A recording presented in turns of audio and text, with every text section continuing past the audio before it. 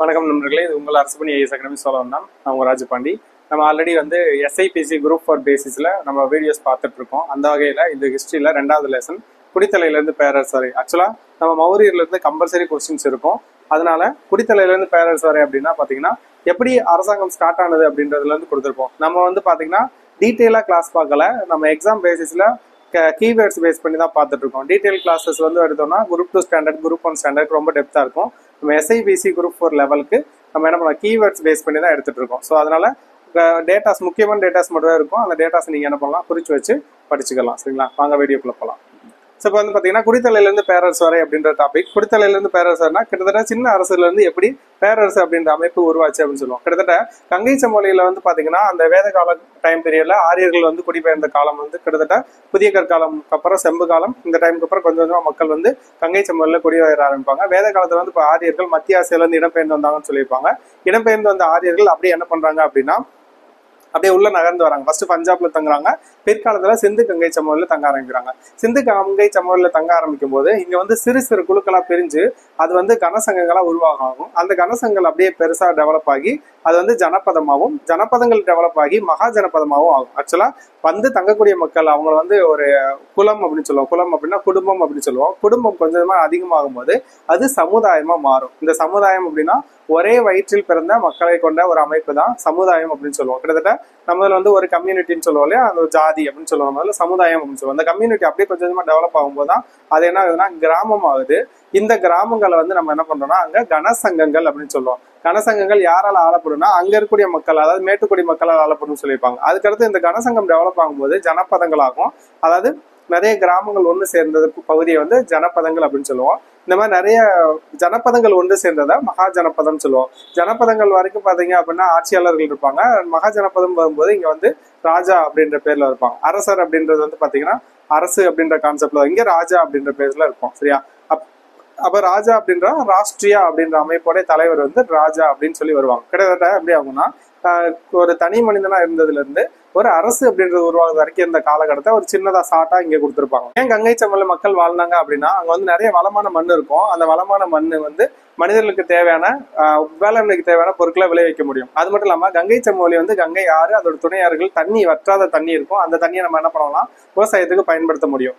அது மட்டும் இல்லாம இங்க இருக்கக்கூடிய காடுகள் பாத்தீங்கன்னா காடுகள்ல இருந்து அவங்களுக்கு தேவையான மரங்கள் கிடைக்கும். அதே மாதிரி கங்கை சமவெளியை சுத்தி இருக்கக்கூடிய பகுதிகளில், அதாவது பீகார், சோட்டநாக்பூர் பீடபூமி, சத்தீஸ்கர், ஜார்க்கண்ட் இந்த பகுதிகளில் இரும்பு கண்டுபிடிக்க ஆரம்பிப்பாங்க. மகதம்னு ஒரு அரசு பார்ப்போம், இரும்பு கண்டுபிடிப்பாங்க. இரும்புல இருந்து கொழுமுனைகளும் அப்புறம் வேளாண்மைக்கு தேவையான ஆயுதங்கள் செஞ்சதுக்கு அப்புறம் என்ன ஆகும்னா இந்த இரும்பை வச்சு காடுகளை திருத்துறது ஈஸி ஆயிடுச்சு, விவசாயம் பண்றது ஈஸி ஆயிடுச்சு. அதுக்கப்புறம் பாத்தீங்கன்னா காடுகள்ல இருந்து நிறைய யானைகள் போருக்கு கிடைக்க ஆரம்பிக்கும். இந்த மாதிரி நிறைய விஷயங்கள் கிடைக்க ஆரம்பிக்கும் போது என்ன ஆகும்னா இங்க இருந்துதான் அரசு அப்படின்ற அமைப்பு உருவாகும். ஸோ ஃபர்ஸ்ட் இதுல கண அப்படின்னா என்ன, முடியாட்சின்னு என்ன கொடுத்துருப்பாங்க. கண அப்படின்னா சரிசமமான அந்தஸ்தை கொண்ட மக்கள், அதாவது ஒரே மாதிரியான ஒரு குடும்பத்தில் இருக்கக்கூடிய எல்லா மக்களும் ஒரு சமமான அந்தஸ்து. இன்னைக்கு மாதிரி பணம் வசதி அப்படின்றது கிடையாது. அன்னைக்கு உணவுப் பொருட்கள் அப்புறம் பெற்றோருடைய வழிகாட்டுதல் இருக்கக்கூடிய குழந்தைகள். ஸோ சரிசமமான சமூக அந்தஸ்தை கொண்ட மக்களை குறிக்கிறது தான் அந்த கண அப்படின்னு சொல்லுவோம். சங்கம் அப்படின்னா மன்றம். அப்போ சரிசமமான மக்களை கொண்ட ஒரு அமைப்பு தான் கனசங்கம் அப்படின்னு சொல்லுவாங்க. அந்த சங்கங்கள் சிறிய நிலப்பகுதியை கொண்ட ஒரு மேட்டுக்குடி மக்களால் ஆளப்பட்டது. கேட்பாங்க கனசங்கம் யாரால இருக்குன்னா மேட்டுக்குடி மக்களால் ஆளப்பட்ட பகுதின்னு சொல்லுவோம். இது கனசங்கம் மரபு, சமத்துவ மரபு. சரியா, கிட்டத்தட்ட எல்லாரையும் ஒன்னா பார்க்கக்கூடிய மரபை பின்பற்றி வரும். அடுத்து முடியாட்சி அப்படின்னா அரசனோ அல்லது அரசியோ ஆளக்கூடிய ஒரு முறை தான் முடியாட்சி முறைன்னு சொல்லுவோம். ஒரு குடும்பத்துல நீண்ட காலமா அப்பா, பையன் அந்த மாதிரி வாரிசுகள் ஆண்டுக்கு வர்றது அரசு முறைகள் அல்லது வைதிக வேத மரபுன்னு சொல்லுவோம். இது முடியாட்சி அப்படின்னு சொல்லுவோம். கனசங்கங்கள் அப்படின்றது பாத்தீங்கன்னா 6ஆம் நூற்றாண்டுல உருவாகுது. கிமு, அதாவது 10 ஆண்டுக்கு முன் 6ஆம் நூற்றாண்டு சொல்லுவோம். அங்க உருவானது. கனசங்கங்கள் முடியாட்சிக்கு முன்னாடி கனசங்கம் அப்படின்றது என்ன சொன்னோம், மேட்டுக்குடி மக்களால் ஆளப்பட்ட பகுதின்னு சொல்லுவோம். முடியாட்சி அப்படின்னா மன்னர் அல்லது மன்னராட்சி நாடு, மன்னராட்சி அல்லது மன்னர் அல்லது அரசியோ யாரோ ஒரு ஆள் ஆடக்கூடியதுதான் முடியாட்சி அப்படின்னு சொல்லுவோம். இதுல ஃபர்ஸ்ட் உருவானது கனசங்கலம், அப்படி முடியாட்சி உருவாகும். கனசங்கங்கள் டெவலப் ஆகும்போது என்ன ஆகும்னா ஜனபதங்களா மாறும். இந்த ஜனபதங்கள் அப்படின்றது டெவலப் ஆகி மகா ஜனபதங்களா மாறும். அதான் கொடுத்துருக்காங்க. ஜனபதங்கள் மக்கள் குழுவாக குடியேறி தொடக்க கால இடங்கள் ஜனபதங்கள் அப்படின்னு சொல்லுவோம்.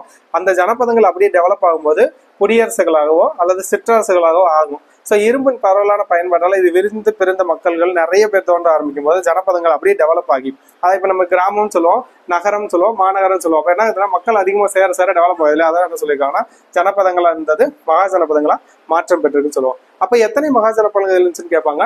16 மகா ஜனபதங்கள் இருந்துச்சு. அப்போது எத்தனை மகா ஜனபதங்கள்? 16 மகா ஜனபதம். இதான் கொஸ்டின். எத்தனை மகா ஜனபதம்னா 16. இந்த 16 மகா ஜனபதங்கள்ல 4 தான் டெவலப் ஆகி வரும். அந்த 4 எந்தெந்த பகுதியில இருந்து கேட்பாங்க. இப்போ 16 மகா ஜனபதங்கள் எதுனா அங்கம், மகதம், பஜ்ஜி, காசி, மல்லம், குரு, கோசலம், அவந்தி, சேதி, வச்சம், பாஞ்சாலம், மச்சயம், சூரசேனம், அஸ்மகம், காந்தாரம், காம்போஜம். இந்த 16 தான் 16 மகா ஜனபதங்கள். இந்த 16ல 4 தான் டெவலப் ஆயிடுச்சு. ஒன்னு மகதம். மகதம் எங்க இருக்குன்னு கேட்பாங்க. பீகார். அவந்தி உஜ்ஜயினி. கோசலம் கிழக்கு உத்தரப்பிரதேசம். வச்சம் அப்படின்னு கோசம்பி, அலகாபாத். 2 சேர்ந்தது வச்சம். இந்த 4 மகா ஜனபதங்களா 16ல டெவலப் ஆகி வரும். இந்த 4ல இருந்து மகதம் அப்படின்றது மிகப்பெரிய அரசா உருவாகி 4 டைனிஸ்டியா 4 அரச வம்சமா உருவாகி மேல வரும். சரிங்களா? இந்த 4 மகா ஜனபதங்கள்ல மகதம் எப்படி டெவலப் ஆச்சு அப்படின்னா அது இருந்த லொகேஷன். சரி, மகதம் இருந்தது எங்க அப்படின்னா கங்கை சமோலி. கங்கை சமோலியில ஒரு வளமான மண் இருக்கு. அந்த வளமான மண் நிலையான ஒரு வேளாண்மை விளைச்சலை கொடுக்குது. அது மட்டும் இல்லாம அங்க நிறைய வருமானம் வர ஆரம்பிக்குது. ஸோ அங்க நிறைய அடர்ந்த காடுகள் இருக்கு. அந்த காடுகள்ல இருந்து மரங்களை எடுத்து வீட்டுக்கு தேவையான பொருட்கள் செஞ்சிடறாங்க.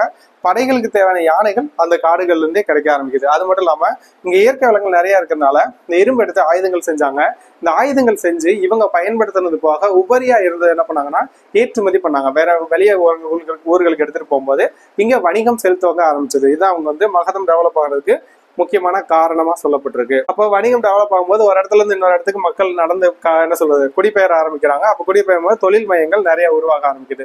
விளைச்சல் இதோட விளைவாதான் மகதம் நகரமயமாதல் ஏற்பட்டு மகதம் அப்படின்றது பேரரசு அப்படின்ற கான்செப்டுக்கு எழுச்சி பெற்றது அப்படின்னு சொல்லுவோம். ஸோ மகதத்தோடைய வம்சம் கேட்பாங்க. மகதம் ஆர்டர்ல ரொம்ப ரொம்ப முக்கியம். ஃபர்ஸ்ட் வம்சம் ஹரியங்க வம்சம், 2வது சிசுநாக வம்சம், 3வது நந்த வம்சம், 4வது மௌரிய வம்சம். ஆர்டர் கேட்பாங்க.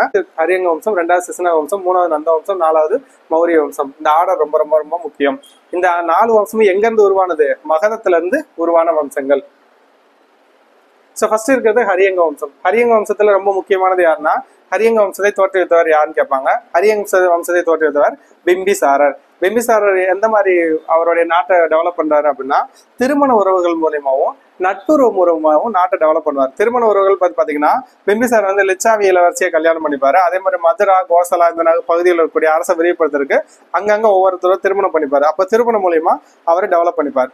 அதுக்கப்புறம் இவருடைய பையன் அஜாத சத்ரு ஆட்சிக்கு வருவாரு. அஜாத சத்ரு ஆட்சிக்கு வரும்போது என்ன ஆகும் அப்படின்னா இந்த பிம்பிசாரரை கொன்னுட்டு அஜாத சத்ரு ஆட்சிக்கு வராரு. சரிங்களா? 2வது வருது ஹரியங்க வம்சத்துல 2வது வருஷம் அஜாத சத்ரு பிம்பிசாரரை கொண்டுட்டு ஆட்சிக்கு வராரு. இவர் ஆட்சிக்கு வரும்போது என்ன பண்றாங்க அப்படின்னா இவருக்கு இந்த கோசலர் பாத்தீங்கன்னா ஒரு பகுதியை காசியை படைய வரதட்சணையா அவங்க தங்கச்சிக்கு வரதட்சணையா கொடுத்திருப்பாரு. அவங்க இதுல அவரை கொண்டதுனால என்ன ஆகும் அப்படின்னா அதாவது பிம்பிசாரோடைய பையன் தான் அஜாத சத்ரு அப்பாவை கொண்டுருவான். கொண்டதுனால என்ன ஆகுனா அவருக்கும் இவருக்கு இடையில சண்டை வந்துடும். காசியை திரும்ப வாங்கிப்பாரு. அப்புறம் அஜாத சத்ரு கோசலர் 2 பேரும் சண்டை வந்துடும். அப்புறம் கோசலர் என்ன பண்ணுவாரு? கோசல நாட்டோட பிரஜேன சித்து அப்படின்னு சொல்லி ஒருத்தர் இருப்பார். அவர் நாட்டை விட்டு ஓடி போகந்தன்னைக்கு இவர் விரட்டி என்ன சொல்றது பெரிய போர்ல அவர் இறக்குந்தன்னைக்கு போர் நடக்கும். அந்த டைம் பீரியட்ல முடிஞ்சிடும். அதுக்கப்புறம் அஜாத சத்ரு அப்பா பிம்பிசாரரை கொண்டுட்டு ஆட்சிக்கு வருவாரு. இவர் ரொம்ப முக்கியம் என்னன்னா புத்தருடைய சமகாலத்தவர் யாருன்னு கேட்பாங்க. புத்தருடைய சமகாலத்தவர் பிம்பிசாரர் பிளஸ் அஜாத சத்ரு 2 பேருமே புத்தருடைய சமகாலத்தவர்.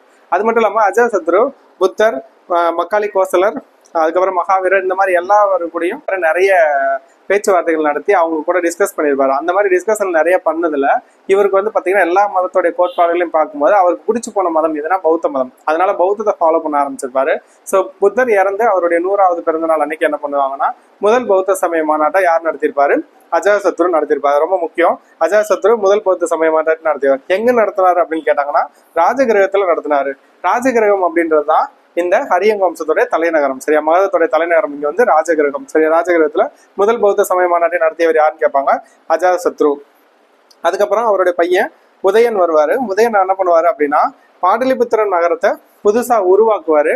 தலைநகரம் மாத்துறதுக்கு அடித்தளம் விடுவாரு. பட் இவரால தலைநகரத்தை மாத்த முடியாது. அதுக்கப்புறம் இவருக்கு அப்புறம் வந்தவங்க அந்த அளவுக்கு திறமையானவரா இல்லாதனால இவங்க சிசுநாகர் அப்படின்றவர் இவர் கீழே படைத்தலைவா இருக்கக்கூடிய சிசுநாகர் என்ன பண்ணுவாரு? அடுத்த சிசுநாக வம்சத்தை தோற்றுவிப்பாரு. அப்போ ஹரியங்க வம்சம் தான் முதல் வம்சம். ஹரியங்க வம்சத்தை தோற்றுவித்தவர் யாருன்னா பிம்பிசாரர். அதுக்கப்புறம் இதுல முக்கியமான அரசர் அஜாத சத்ரு. முதல் பௌத்த சமய மாநாட்டை நடத்தியவர் யாருன்னா அஜாத சத்ரு. முதல் பௌத்த சமய மாநாடு எங்க நடத்தப்பட்டதுன்னா ராஜகிரகம். அதுக்கப்புறம் ஹரியங்க வம்சத்தின் கடைசி அரசர் உதயன். சரிங்களா? அடுத்து சிசுநாக வம்சம். சிசுநாக வம்சத்தை தோற்றுவித்தவர் யாருன்னு கேட்பாங்க. சிசுநாகர் அப்படின்றதான் சிசுநாக வம்சத்தை தோற்றுவிப்பாரு. இவர் வந்து அவங்களுக்கு கீழே படைத்தளபதியா இருப்பார். சரிங்களா, அந்த ஹரியங்க வம்சத்துல. அதுக்கப்புறம் இவருக்கு அப்புறம் இவர் பையன் காலசோகா ஆட்சி பொறுப்பேற்பாரு. காலசோகா தான் முதல்ல அந்த தலைநகரத்தை மாத்துவாரு. சரிங்களா, இந்த பாடலிபுத்திரத்துல ராஜகிரகத்துல இருந்து பாடலிபுத்திர தலைநகரத்தை மாற்றுறதுக்கு ட்ரை பண்ணவர் யாருன்னா உதயம். பட் தலைநகரத்தை மாத்தினவர் யாருன்னா காலசோகா தான் மாத்துவாரு. அது ரொம்ப முக்கியம். தலைநகரம் ராஜகிரகத்திலிருந்து பாடலிபுத்திரத்திற்கு மாற்றப்பட்டது. இப்போ சிசுநாக வம்சத்துடைய தலைநகரம் எது அப்படின்னா பாடலிபுத்திரம். சரியா, ஃபர்ஸ்ட் ஹரியங்க வம்சத்துக்கு ராஜகிரகம், சிசுநாக வம்சத்துக்கு பாடலிபுத்திரம். அது மட்டும் இல்லாம இந்த காலசோகா தான் இரண்டாவது பௌத்த சமய மாநாட்டை வைசாலியில கூட்டுவார். ரொம்ப ரொம்ப முக்கியம். இரண்டாவது பௌத்த சமய மாநாட்டை நடத்தியவர் யாருன்னா காலசோகா வைசாலியில கூட்டியிருப்பாரு. அடுத்து இவங்களுக்கு அப்புறம் பெருசா ஆட்கள் இல்லாதனால அந்த டைனஸ்டி டவுன் ஆயிரும். அதுக்கப்புறம் நந்தர்கள் 9 நந்தர்கள் ஆட்சி பண்ணுவாங்க. அதனால நவநந்தர்கள் சொல்லுவோம், 9 அரசர்கள். இதுல நந்த வம்சத்தை தோற்றுவித்தவர் யாருன்னு கேட்பாங்க. மகாபத்மநந்தர். நந்த வம்சத்தை தோற்றுவித்தவர் யாருன்னா மகாபத்மநந்தர். மொத்தம் 9 அரசர்கள் ஆட்சி பண்ணுவாங்க. இவரோட சேர்த்து மொத்தம் 8 ஒரு கீழே 8 பேர், மொத்தம் 9 பேர் சேர்த்து நவநந்தர்கள் அப்படின்னு சொல்லுவோம். இதுல கடைசி நந்த அரசர் யாருன்னு கேட்பாங்க. தனநந்தர் ஆட்சி காலத்துலதான் அலெக்சாண்டருடைய படையெடுப்பு இருக்கும். அலெக்சாண்டர் ஃபர்ஸ்ட் படையெடுப்பு வந்து பாத்தீங்கன்னா போரஸ் கூட நடக்கும். ஹைடாஸ்பெஸ் அப்படின்ற இடத்துல நடக்கும். இந்த ஹைடாஸ்பெஸ் போர்ல போரஸ் வந்து ஃபர்ஸ்ட் போர்ல போரஸ் வெற்றி பெற்றுவாரு. 2வது போர்ல போரஸ் தோற்கடிக்கப்பட்டாலும் அலெக்சாண்டர் கிட்ட ஒரு கோரிக்கை வைப்பாரு, நான் தான் இதை மன்னர் ஆகணும்னு சொல்லி கேட்கும்போது அவர் என்ன பண்ணுவாரு, சரி நீ மன்னர் ஆயிருன்னு சொல்லி விட்டு கொடுத்துட்டு போயிடுவாரு. அடுத்து மகத பேரரசு மேல போர் தொடுக்கலாம்னு சொல்லும்போது அலெக்சாண்டருடைய படைகளும் அஞ்சி நடுங்கதான் சொல்லப்பட்ட அரசு எதுனா அந்த மகத பேரரசு. அந்த அளவுக்கு படை வலிமைமிக்க பேரரசு மகத பேரரசு. அப்ப இந்தியாவுடைய மகத பேரரசுல ஆட்சியா இருந்தது நந்த வம்சம். இந்த நந்த வம்சத்துல முக்கியமான அரசர் அப்ப யார் ரூலிங்ல இருந்தானா தனநந்தர் இருந்தார். இந்த தனநந்தருக்கு அப்புறம் யார் வரா அப்படின்னா மௌரிய வம்சம் வரும். இந்த தனநந்தரோட அவையில இருந்த சாணக்கியர் அப்படின்னு சொல்லக்கூடிய கவுடல்ல இருந்து என்ன பண்ணுவாருன்னா மௌரிய வம்சம் தோற்றுவிக்க காரணமா இருக்கிறார். அந்த மௌரிய வம்சம் வந்து சாணக்கியர் தான் என்ன பண்றாருன்னா சந்திரகுப்த மௌரியரை டெவலப் பண்ணி கொண்டு வந்து போர் யுக்திகள்லாம் கற்றுக் கொடுத்து அவரை வந்து இவர் மேல போர் தொடுக்க வைக்கிறாரு. ஸோ தனநந்தரை கொண்டுட்டு சந்திரகுப்த மௌரியர் வந்து புது அரசை தோற்றுவிக்கிறார். அது வந்து மௌரிய வம்சம் அப்படின்னு சொல்லுவோம். சரியா, ஸோ ஆர்டரா கேட்கும்போது ஃபர்ஸ்ட் ஹரியக வம்சம், 2வது சிசுநாக வம்சம், 3வது வந்து நந்த வம்சம், 4வது மௌரிய வம்சம். ஸோ நாலந்தா வந்து யுனெஸ்கோ பாரம்பரிய சின்னத்துல சேர்த்திருக்காங்க. இது எப்போ சேர்க்கப்பட்டது அப்படின்னா 2016. இதை பத்தி நம்ம நிறைய ஷார்ட்ஸ் எல்லாம் வீடியோ போட்டிருக்கோம். 2014 நாலந்தாவுடைய யுனெஸ்கோ பாரம்பரிய சின்னத்துல சேர்க்கப்பட்டது. நாலந்தா அப்படின்றது மகத நாட்டுல இருந்த ஒரு பௌத்த மடம். ஆரம்ப காலத்துல ஒரு பௌத்த மடமா இருந்துச்சு. பிற்காலத்துல அப்படியே விகாரமா மாச்சு. விகாரமாக்கும் போது இங்க நிறைய பேர் என்ன பண்ணாங்கன்னா கல்வி கொடுக்க ஆரம்பிச்சாங்க. நாலந்தா அப்படின்றது ஒரு சமஸ்கிருத சொல்.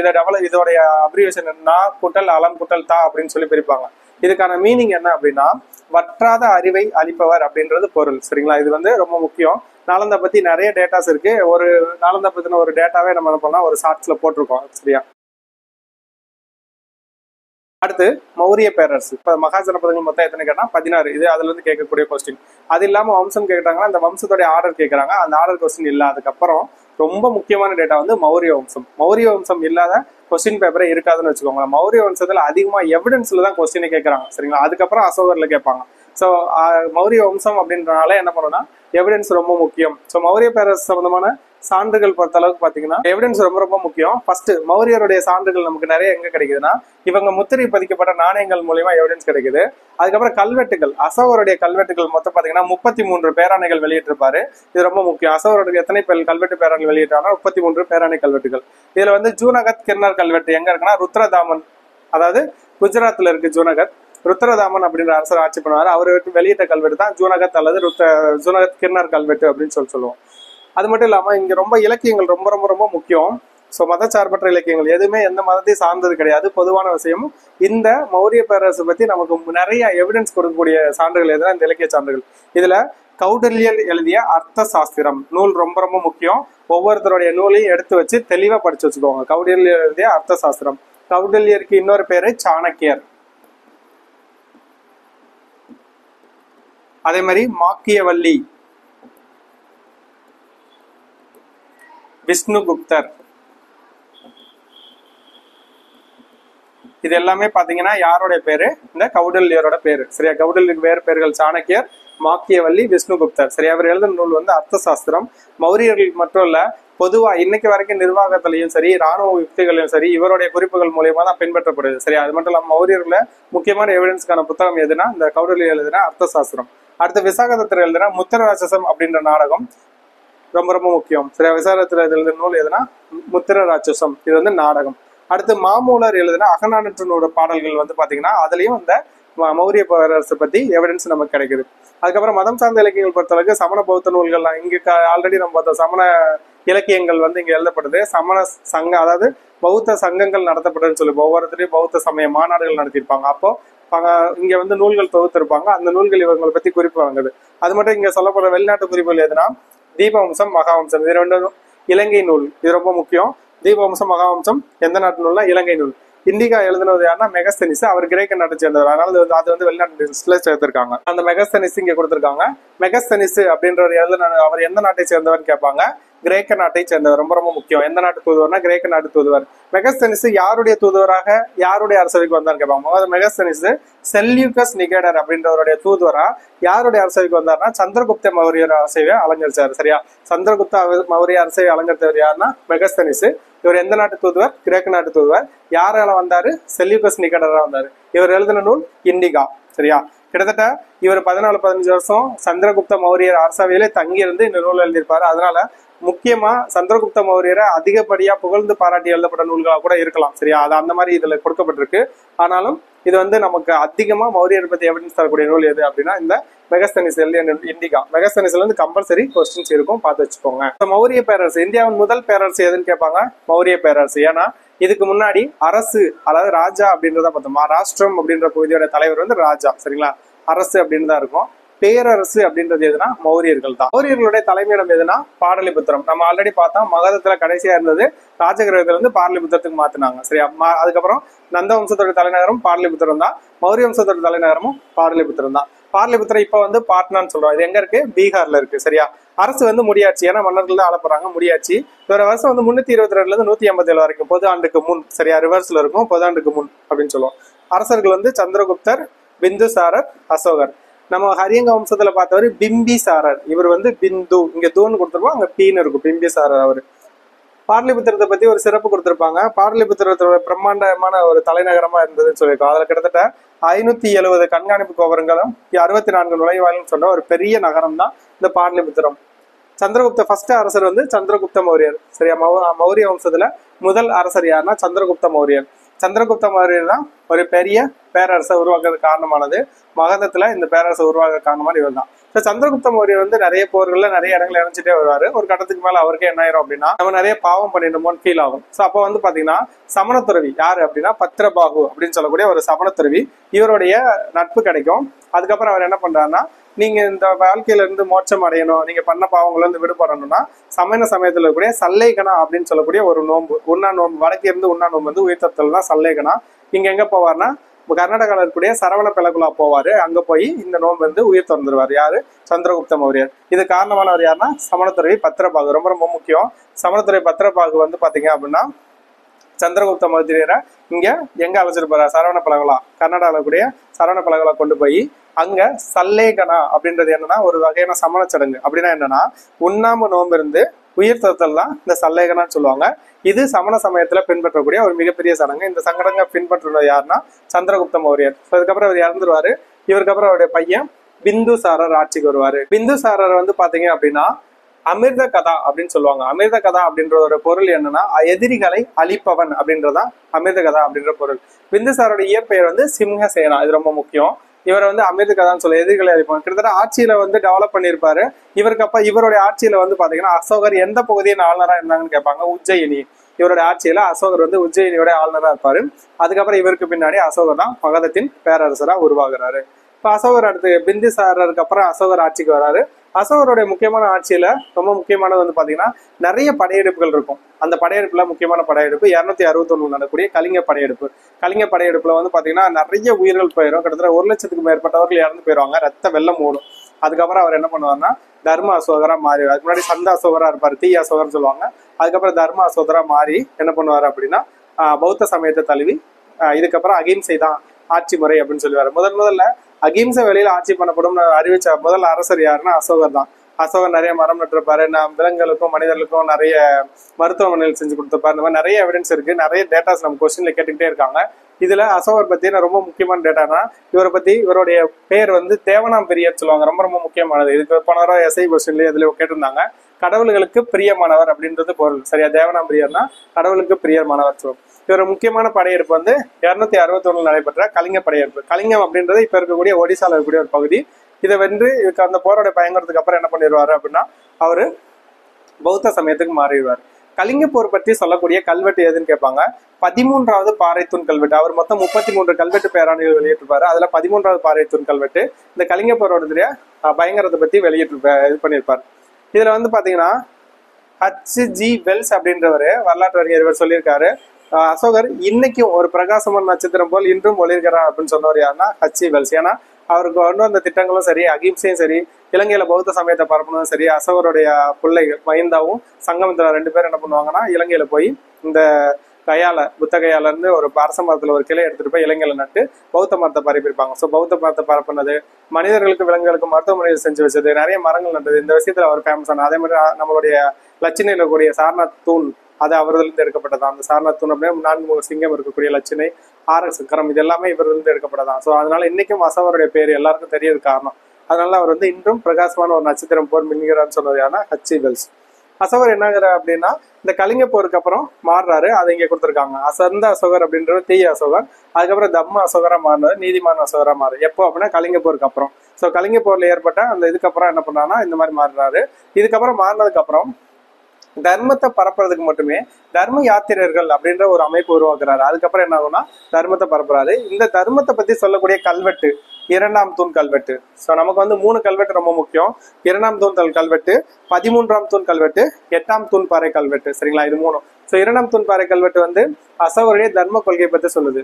13ஆம் தூண் பாறை கல்வெட்டு ஆல்ரெடி கலிங்க போர் பத்தி சொல்லுச்சு. அதே மாதிரி 2ஆம் தூண் பாறை கல்வெட்டும் 13ஆம் தூண் கல்வெட்டு 2ஆம் தூண் பாறை கல்வெட்டு வந்து பாத்தீங்கன்னா பின்னாடி நம்ம தமிழ்நாட்டுல வந்து சேர சோழ பாண்டியர்கள் இருந்ததை பத்தியும் சத்திரபுத்திரர்கள் பத்தி இருந்ததை பத்தியும் சொல்லக்கூடிய கல்வெட்டா இருக்கும். அதனால அந்த கல்வெட்டு ரொம்ப ரொம்ப முக்கியம். அசோகருடைய ஆட்சி பொறுப்பு பாத்தீங்கன்னா கிட்டத்தட்ட இங்க சவுத் வரைக்கும் இருந்துச்சு. சவுத்துல அவர் வந்து பாத்தீங்கன்னா கீழே கேரள புத்திரர்கள் அப்படின்னு சொல்லக்கூடியவங்க சேரர்கள், சத்தியபுத்திரர்கள் சொல்லக்கூடியவங்க சாத்தவாணர்கள், இது இல்லாம பாண்டியர்கள், சோழர்கள், இந்த 4 பேரை ஆட்சி பண்ணதா அவருடைய 2வது பாறைத்தூண் கல்வெட்டுல சொல்லியிருப்பாரு. அதனாலதான் 2வது பாறைத்தூண் கல்வெட்டு ரொம்ப முக்கியம் சொன்னோம். இவர் கிட்டத்தட்ட மொத்த இந்தியா, பாகிஸ்தான், ஆப்கானிஸ்தான் வரைக்கும் ஆட்சி பண்ணாரு.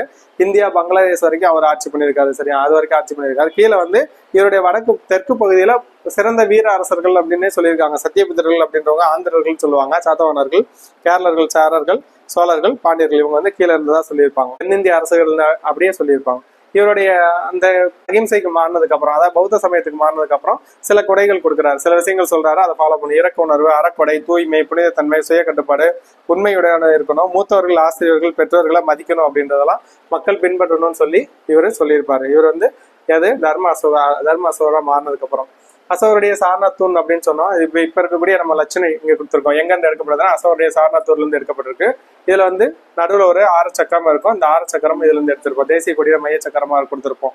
அது வந்து தேசிய சின்னங்கள் அப்படின்ற ஒரு லெசன்ல இதை பத்தி டீட்டெயிலா நம்ம சொல்லியிருக்கோம். இதுல 4 விலங்குகள் இருக்கும். அது எதை குறிக்குது? அசோக சக்கரம் வந்து ப்ளூ கலர்ல இருக்கும். அது எதை குறிக்குது?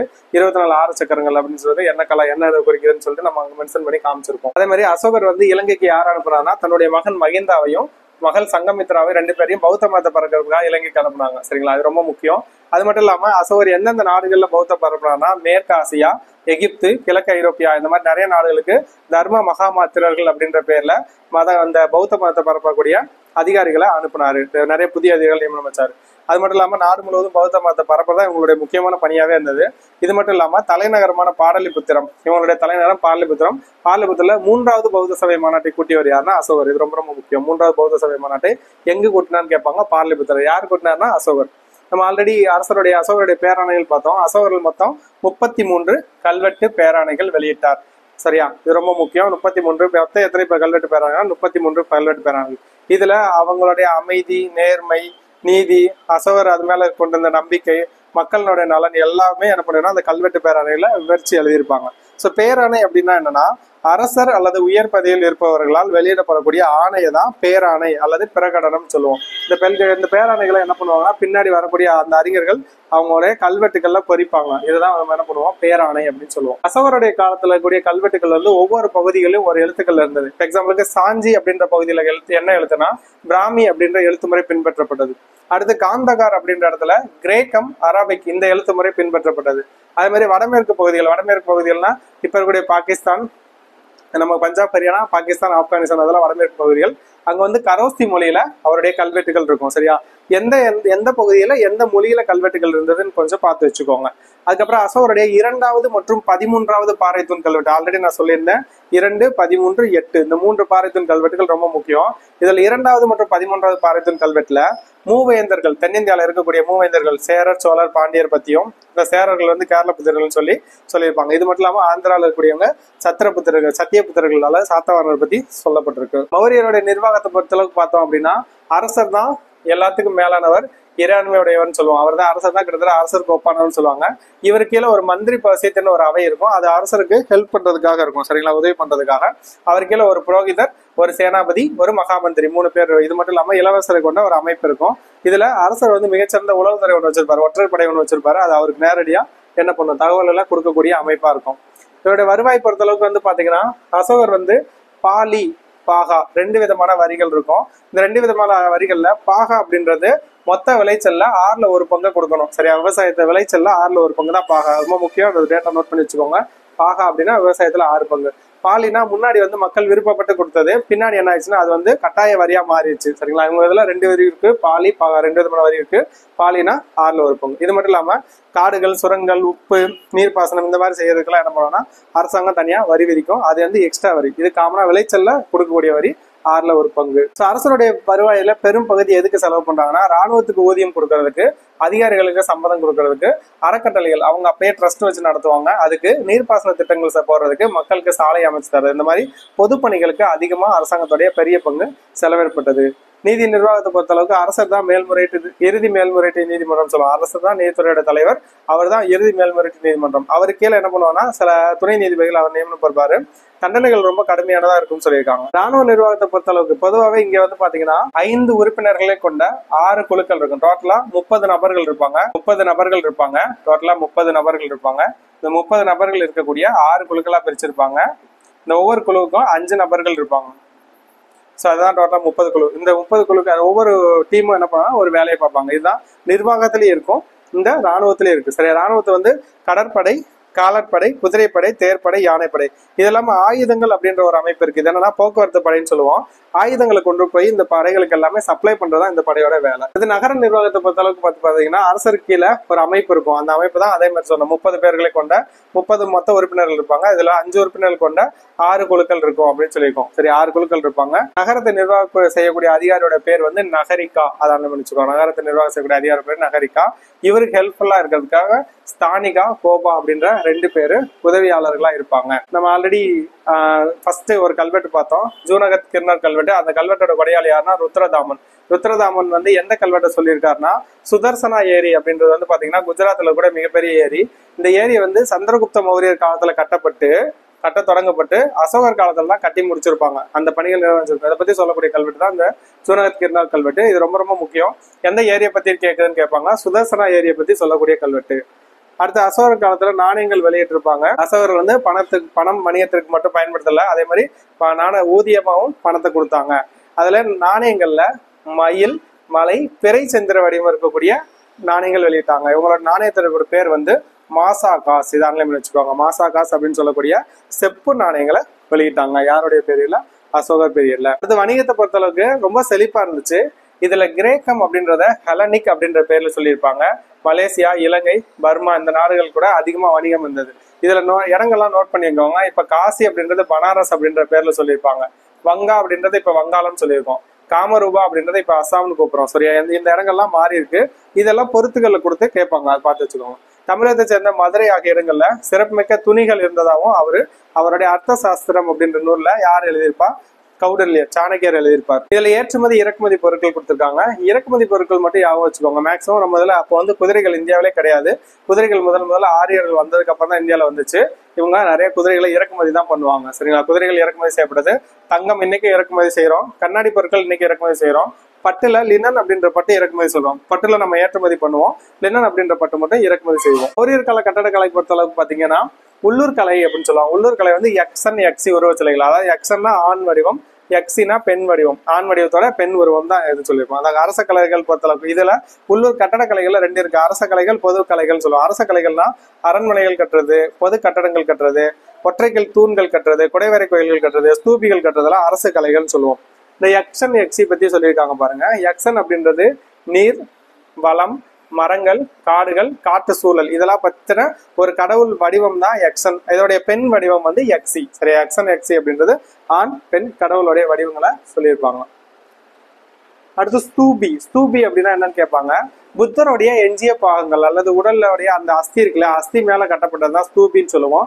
அதான் ரொம்ப முக்கியம். அது வந்து செங்கற்கள் அல்லது கற்களால் கட்டப்பட்டுள்ள அரைக்கோள வடிவமுற குவிமாடம் தான் அந்த ஸ்தூபி அப்படின்னு சொல்லுவோம். அது வந்து இந்த தான் ஸ்தூபின்னு சொல்லுவோம். இது வந்து மத்திய பிரதேசத்துல இருக்கக்கூடிய சாஞ்சி ஸ்தூபி. இது ரொம்ப முக்கியமான கொஸ்டின். சாஞ்சி ஸ்தூபி எங்க இருக்குன்னு கேட்பாங்க. மத்திய பிரதேசம். அசோகர் காலத்துல கட்டப்பட்டது, போபால் பக்கத்துல இருக்கு. புத்தருடைய எஞ்சிய உடல் பாகங்கள் அல்லது அவருடைய அந்த அஸ்தி மேல கட்டப்பட்டதா சொல்லியிருப்பாங்க. அடுத்து முக்கியமான ஒரு தூண் நம்ம இதுல இருக்கக்கூடிய சாரநாத் தூண் சொல்லுவோம். இது சாரநாத் ஒற்றைக்கல் தூண், ஒரே ஒரு கல்ல செய்யப்பட்ட தூண். இது ரொம்ப முக்கியமானது. அதுக்கு மேல சிகரம் இதுல தர்ம சக்கரம் இருக்கும். அந்த தர்ம சக்கரத்தை நம்மளுடைய எம்பளத்துல எடுத்திருக்கோம். அதே மாதிரி பாறை குடைவரை கோயில்கள் இங்கே கட்ட ஆரம்பிச்சிருப்பாங்க. நம்ம வந்து பல்லர்கள் தான் தென்னிந்தியாவில படிப்போம். பாறை குடைவரை கோயில்களே ஆரம்பிக்கப்பட்டதா சொல்லியிருக்கோம். ஆனா இவங்க காலத்திலே கட்டப்பட்டிருக்கும். இதுல வந்து நாகார்ஜுனா பராபர் குன்றுகள்ல நிறைய பாறை குடைவரை கோயில்கள் பண்ணியிருப்பாங்க. புத்தகையாக்கு வடப்பக்கம் இருக்கக்கூடிய இந்த குன்று அது வந்து பராபர் குன்றுகள் அப்படின்னு சொல்லுவோம். 3 வகை குன்றுகள் இருக்கு.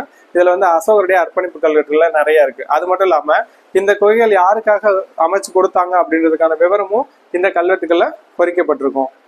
அதே மாதிரி நாகார்ஜுன கொண்டா அப்படின்ற இடத்துல 3 குகைகள் இருக்கு. அதுல அந்த குகை வந்து தசரத மௌரியர் அப்படின்னு சொல்லக்கூடிய அசோகருடைய பேரன், இவருடைய கல்வெட்டு. இந்த கல்வெட்டும் பாத்தீங்கன்னா முக்கியமான கல்வெட்டா இருக்கும். மௌரிய பேரரசு வீழ்ச்சிக்கான காரணங்கள் பாத்தீங்கன்னா அசோகருக்கு பின்னாடி வந்தவங்க அந்த அளவுக்கு திறமையானவர்களா இருக்க மாட்டாங்க. அசோகர் வந்து அகிம்சை முறைன்னு சொல்லிட்டாரு. அகிம்சை முறைன்னு வரும்போது பின்னாடி வலிமையா இருக்கிற எந்த அரசு வேணாலும் என்ன பண்ணலாம், படையெடுத்து வரலாம். அதுல வந்து பாக்டீரிய நாட்டை சேர்ந்தவர்கள் படையெடுத்து வரும்போது இதை வந்து அந்த அளவுக்கு டெவலப் பண்ண முடியல. அதுக்கப்புறம் மௌரிய வம்சத்தின் கடைசி அரசர் யாருன்னு கேட்பாங்க. பிரகத்ரதா. ரொம்ப ரொம்ப முக்கியமான அரசர் பேரு. மௌரிய அரசின் கடைசி அரசர் யாருன்னா பிரகத்ரதா. இவர் வந்து புஷ்யமித்ர சுங்கர் அப்படின்னு சொல்லக்கூடிய ஆளால கொல்லப்பட்டாரு. இவர் வந்து இவங்களுக்கு கீழே படைத்தளபதியா இருக்காரு. அப்புறம் புஷ்யமித்ர சுங்கர் அப்படின்றது சுங்கா வம்சத்தை தோற்றுவிப்பாரு. சரிங்களா? அப்ப சுங்கர வம்சத்தை தோற்றுவிப்பார் யாருன்னா புஷ்யமித்ர சுங்கர். அவர் யாரை கொண்டுருவாரு? பிரகத்ரதாவை கொண்டுட்டு ஆட்சியை பிடிப்பாரு. அது மட்டும் இல்லாம இங்க வந்து பௌத்த இப்ப இருக்கக்கூடிய பெயர்கள் கொடுத்திருக்காங்க. ராஜகிரகம் அப்படின்றத இப்ப ராஜ்கிர்னு சொல்றோம். பார்லிபுத்திரத்தை இப்ப பாட்னான்னு சொல்றோம். கலிங்கத்தை தான் இப்ப என்ன சொல்றோம்? ஒடிசா அப்படின்னு சொல்றோம். இவ்வளவுதான் மௌரிய பேரரசு. மௌரிய பேரரசு வந்து குடித்தலையில இருந்து பேரரசு வரைன்னு சொல்லியிருப்போம். முக்கியமான டேட்டாஸ் மட்டும் நீங்க நோட்ஸ் எடுத்து படிச்சா போதும். SI, PC, Group 4 இந்த பாயிண்ட் ஆஃப் வியூலையும் நீங்க SSCல RRB SSC நீங்க எழுதுறீங்க, GS பாயிண்ட் ஆஃப்ல இது மாதிரி டேட்டா பார்த்தாவே போதும். சரிங்களா? இந்த எக்ஸாம்லாம் ஈஸியா நீங்க கிராக் பண்ண முடியும். ஸோ இந்த வீடியோல கொடுத்துருக்க விஷயங்கள் எல்லாமே ரொம்ப இம்பார்ட்டன்ட் கண்டென்ட் தான். அதனால கரெக்டா பார்த்துட்டு நோட்ஸ் எடுத்து படிச்சுக்கோங்க. இந்த வீடியோ லைக் பண்ணுங்க, உங்க ஃப்ரெண்ட்ஸ்க்கும் ஷேர் பண்ணுங்க, மறக்காம நம்ம சேனலை சப்ஸ்கிரைப் பண்ணுங்க. இந்த வீடியோ உங்களுக்கு எந்த அளவுக்கு இம்பார்ட்டன்டா இருந்துன்னு சொல்லி நம்ம இதுல கீழே கமெண்ட் பண்ணுங்க. தேங்க்யூ.